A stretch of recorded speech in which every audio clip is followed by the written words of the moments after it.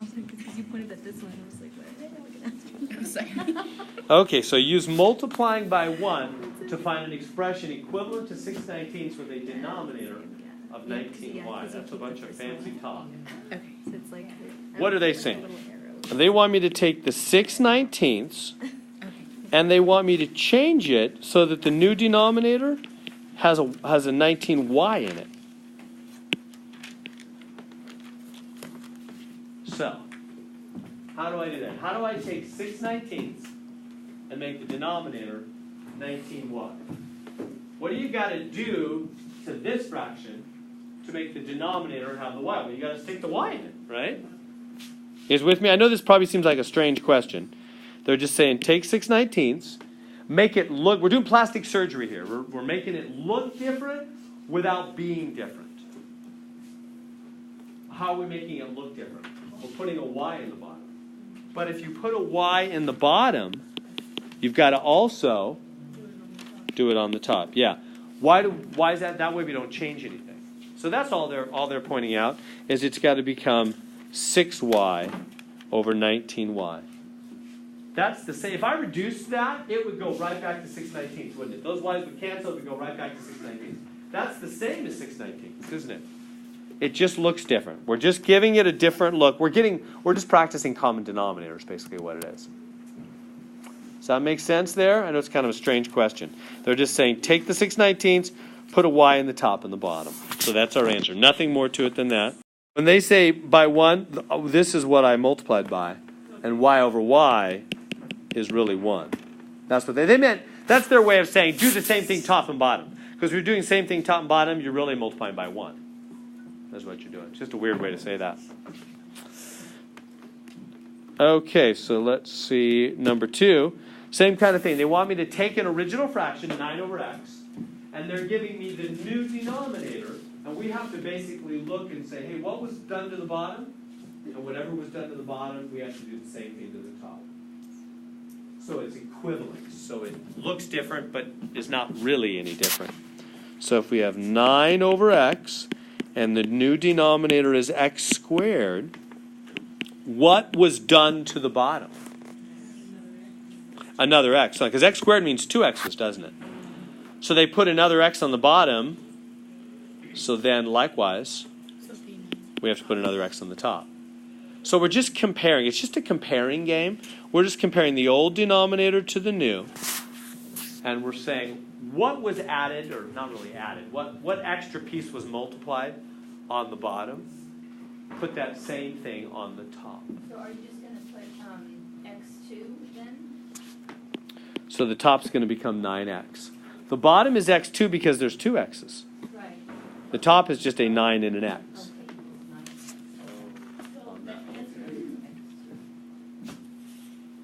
So the answer, the expression that is equivalent to 9 over x is 9x over x squared.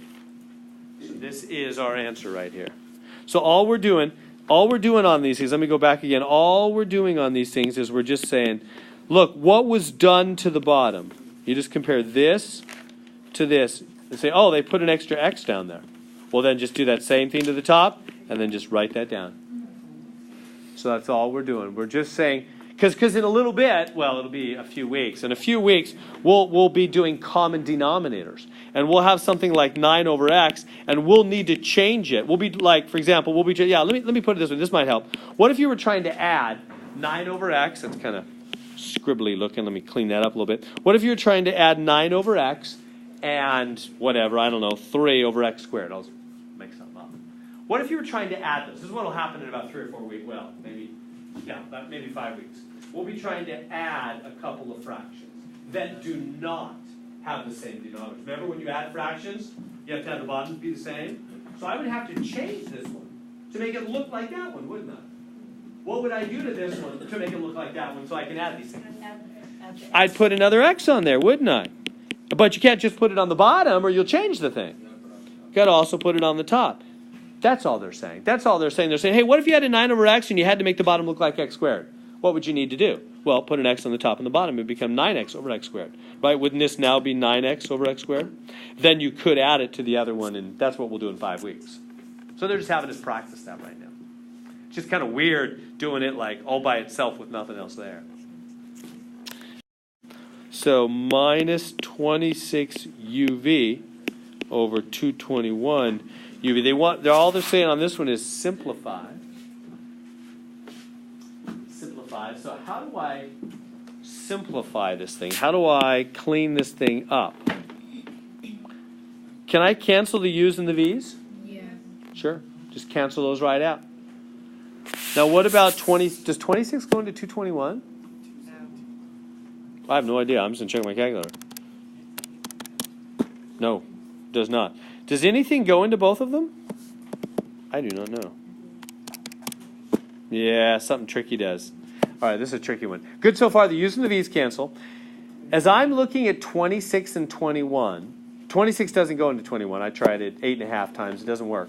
But there is a different number that goes into both of them. 13. Yeah, how'd you guys know? Exactly. Yeah, the way to figure it out is to look at the 26 and realize that's 2 times 13. So that, so you can try. The only things that divide into 26 are 2 and 13. No way 2 is going to work because the bottom, 221, that's not divisible by 2. It's not even. You with me? So no way 2 is going to work. So what's the only other thing to even try? 13. So you should try 13 on your calculator, and when you do, you'll find that sure enough, 221 divided by 13, it works. It's 17. And on the top, it's 2, and it's still negative, and there's our answer. What did I do there? I just divided top and bottom by 13 and crossed out the U and the V. That's called canceling out. Right? Yeah, they're calling that simplifying. Yeah, I'm just simplifying, just reducing a fraction. It's just a big ugly fraction I reduced. Crossed out the U and the V and divided top and bottom by 13. It's a big fancy fraction reduction is what it is. We're going to get into some of the official math laws here. They're going to say use the commutative law for 55 plus C. What is the commutative law? Does anybody know that one already? Either way, you add either. Yeah. Either way you add it, it's the same answer. That's right. Flip it. Yeah, you just flip it. That's right. Because when you commute, what do? You go back and forth. So just flip this thing. So it becomes C plus 55. Yeah, it's the fact that adding can go either way. We call that commutative. So it's just a fancy word for flipping it. All they want you to do is change the order. 55 plus C is the same as C plus 55. Commutative means flip it. Like that. All right. On the exam we'll take in a couple weeks, you can have a 3x5 card. Have I mentioned that? Get a 3x5 card. So you can write things like this on there. I'm not interested in you memorizing what commutative means. I don't really see how that's going to benefit your life in any way to know what commutative means. Just you can put that on a 3x5 card. Those honestly, I'm not going to put that on the test. You'll see it on the practice. I'm not going to put dumb little things like that on the test. Okay, yeah, so they're saying use the associative law. Associative law means move the parentheses to the other two. It's who you associate. See, right now the N and the 99 are being parenthesized together. They're being associated together. So just jump the parentheses to the other two, meaning the M and the N. So put the parentheses around the M and the N. Nothing else changes. No order changes. I don't flip any orders. I don't change any signs. All that happens is the parentheses jumped to the front two instead of the back two. That's called the law of association. We're associating these two together first instead of the back two. So again, I'm not going to test you on these weird little things. You can just write it down and just jump the parentheses on that. I think you probably already know this. So they want me to multiply. I got 20 and Z plus 10. And they want me to multiply that. So how do you multiply when you have parentheses? Yeah, you distribute. Yeah, well, yeah, the normal rule is parentheses first if we can. But notice there's no way to add those, is there? There's no way to add Z and 10. So we actually can't do what's in the parentheses first. So in that event, the other option is to distribute to both of them. So it becomes 20 times Z plus 20 times 10. And what is 20 times 10? 200. There we go. So they gave me they already gave it to me that way. And so that 20 that's on the outside just goes next to the z and next to the 10. So he distributes. So it's just like when I take a pile of tests on test day in a couple weeks, I'll come with a pile and I'll distribute one to everybody, right? Pass one out to everybody. That's what the 20 does. He passes out to everybody. He goes to everybody. And then I just multiply the numbers on that. So we call that distribution. Anything in front of parentheses passes itself out to everybody.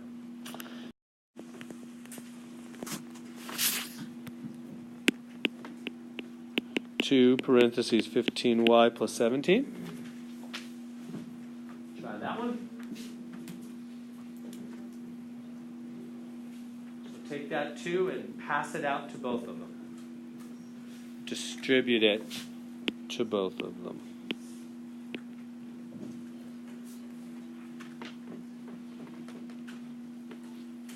So the 2 will multiply the 15. And it will also multiply the 7. Just use your calculator. Yeah, so anything in front of a parenthesis multiplies each of the items in the parenthesis. So will there be I'll just wait till the next. And you keep the sign in the middle. Yeah, nothing else changes. We keep that sign in the middle. Okay. And you just go 2 times 15, 30, and then 2 times 17, 34, and we're done. Everything else stays put. Everything else stays as it is. The parentheses vanish, though, by the way. When something from outside the parentheses goes in, we drop the parentheses notice. So that's an important step, especially when things are going to get messy here in the next 15 minutes. We're going to get to some ugly ones. I better speed up so we have some time on those ugly ones. But yeah, whenever something from the outside of parentheses goes in, you drop the parentheses, and it just multiplies each of them.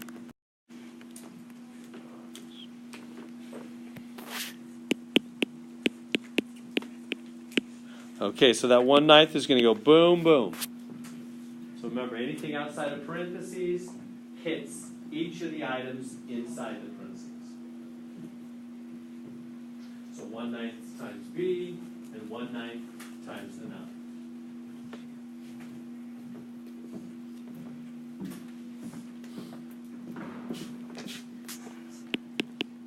So 1/9 b and 1/9 9.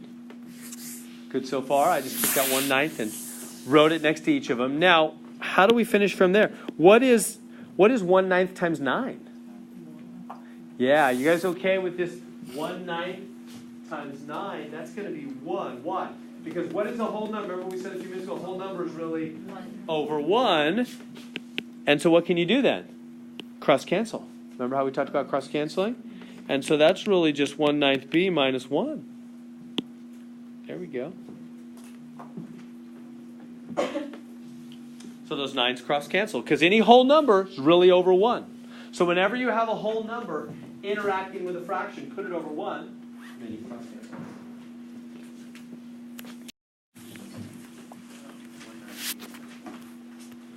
Okay, so 4 9s times x minus 2y minus 3. So do the same thing. Take that 4 9s and go boom, boom, boom. That 4 9s will multiply all 3 of them. And remember, when it hits a whole number is over 1.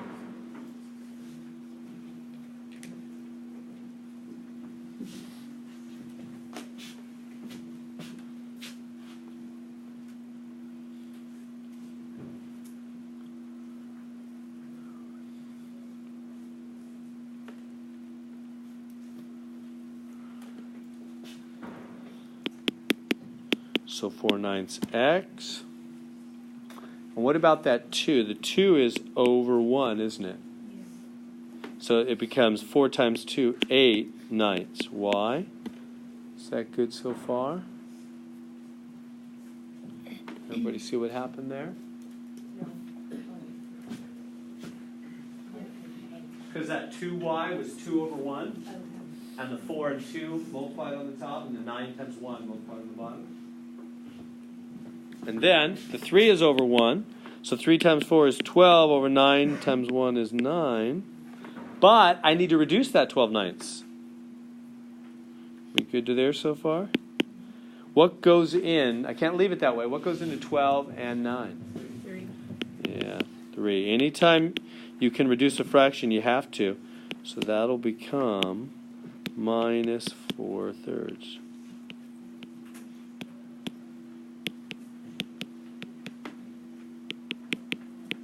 And there's our answer.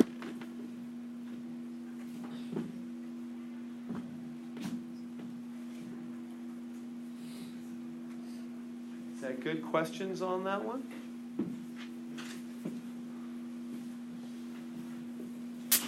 So you're basically just keeping the bottom number, right? And you're just multiplying the top. So like for example, like this would. Well, I multiplied the bottom number because 9 times 1 is 9. Oh. So if there had been something other than a 1 here, if there had been a 3 or something, it would have been 9 times 3. Okay. Yeah, so I am multiplying the bottoms, and I am multiplying the tops. The bottoms just happen to be 1, so when you multiply by 1, nothing And changes. if it was like But they'll change it if sometimes. it was like a 2, you multiply 9 times 2. Yep, whatever's on the bottom. If it was something different like a 3, I would multiply 9 times 3, yeah. Okay. That's right. When they say list the terms, all they want you to do is list 2a, comma. They want you to put commas, use commas. Minus 20b, comma, regular 2. They just want you to separate the 3 of them with commas. When they say list the terms, use commas. That's all they want. They're just making sure you know that that negative sign really goes on to 20b. That's kind of the emphasis there. Just list them with commas.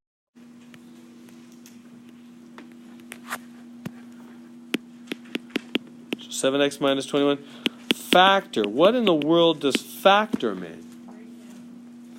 Yeah, it means we're going to do like a big old parenthesis, and we're going to put something in the front of that parenthesis that goes into 7 and 21. What goes into 7 and into 21? 7 does. The 7 is what they have in common. As we're putting in the front what's called the GCF. I don't know if you remember that term from earlier classes. The greatest common factor. So that's, in other words, that's what's in common. What goes into 7 and 21 is 7. 7 goes into both of those. So you put that in the front, and then you put inside whatever works. So what am I talking about? What goes on the inside? Well, I'm going to put something here and something there with a subtraction symbol in the middle. So 7 times what would go back to 7x?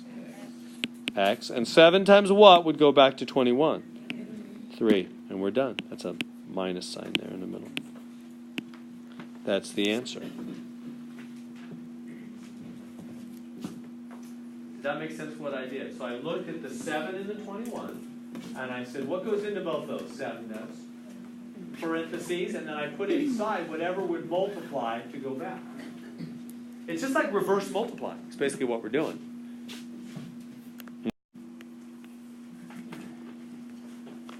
So 42c minus 48d. What number? I don't know. Yeah. What number goes into 42 and into 48? 6.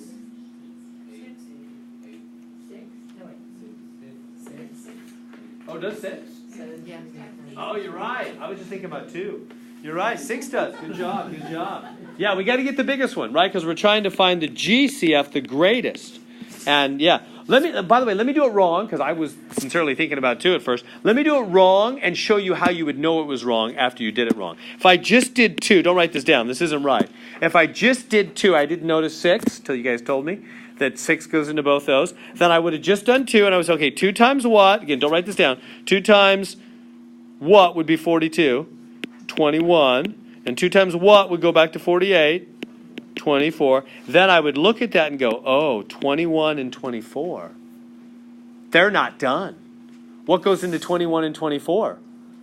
3. 3 times 7 is 21. 3, use your calculator if you're rusty. 3 times 8 is 24. 3 goes into both those, which means there's another 3 in common. I should have also brought out a 3, multiplying that 2 that's already out there. I should have brought out 6 from the beginning. That's how you would know. When you're done, when you're really doing it right, there should be nothing left in common. you're supposed to get all the commonness out. So the GCF, the biggest number they both divide by, is 6. You guys are right. It's 6. So how do you find the new numbers inside? I need two things inside with a subtraction symbol in the middle. How do you find the new one? Multiplies by? Yeah, divide by 6. Whenever you divide by what you put in the front. Because if you divide by it, you find out what would multiply. Right? Dividing, multiplying are backwards of each other. So divide 42 divided by 6. 7. 48 divided by 6. 8. Does that make sense? You can always check it by remultiplying. That's the main thing. With factoring, if I was to go back and redistribute, would it truly go back to this? 6 times 7, yeah, 42. 6 times 8, yeah, 48. So you know you've got it right.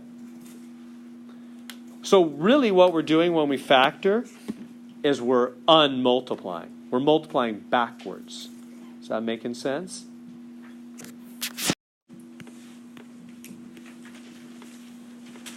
Okay, so those three. What can we take out? What number goes into all three of those? 4. Oh yeah. Yeah, I was thinking 2 again. Yeah, 4. 4. Yep. You guys are better than me. Yeah, 4.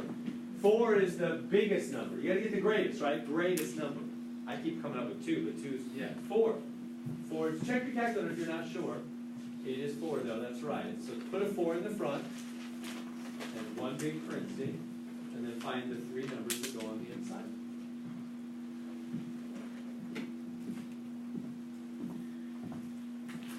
So if you're not good with factors, literally just divide all 3 of them a bunch. Just divide all 3 of them. Yeah, just keep trying stuff, yeah. So how do we know what goes to the inside? I would just divide by 4. This would be 6h. Divide by 4, divide by 4, divide by 4. Plus 7k, plus 9. That's it, isn't it?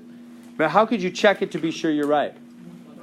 Just remultiply. 4 times 6, 4 times 7, 4 times 9. Yep. It would go back, wouldn't it? So factoring is just unmultiplying. Saying, what was it before it was multiplied? It's basically backwards multiplying. All right. So QM, QN, QP. So what's in common? I'm going to do the one big parenthesis thing again. Let's factor again. So that means the big parenthesis, put in the front what's in common. What's in common? What do those all 3 have in common? They got the Q, don't they? So put the Q in the front. And how do you know what goes on the... You're going to have 3 things on the inside. One, a minus there and a plus there. How do you know what goes in there? Whatever works. Q times M, Q times N, Q times P. Just like that. Okay, we're just taking out what's in common. Numbers, letters, whatever. Take out what's in common. Okay, so this one, what they're wanting us to do, they've got, here, let me just rewrite it up here. 3/4 X, 11/4 Y, 1/4. So they want me to do a big old parenthesis, and they want me to put in front, again, what's in common to all those terms. Well, what do those terms all have the same, all have in common? They got the 1/4. They got the 4 in the bottom, don't they? So you just put a 1/4 in the front. Okay. Now, how do you know what goes inside? Well, whatever works. How do you get back to 3/4 X?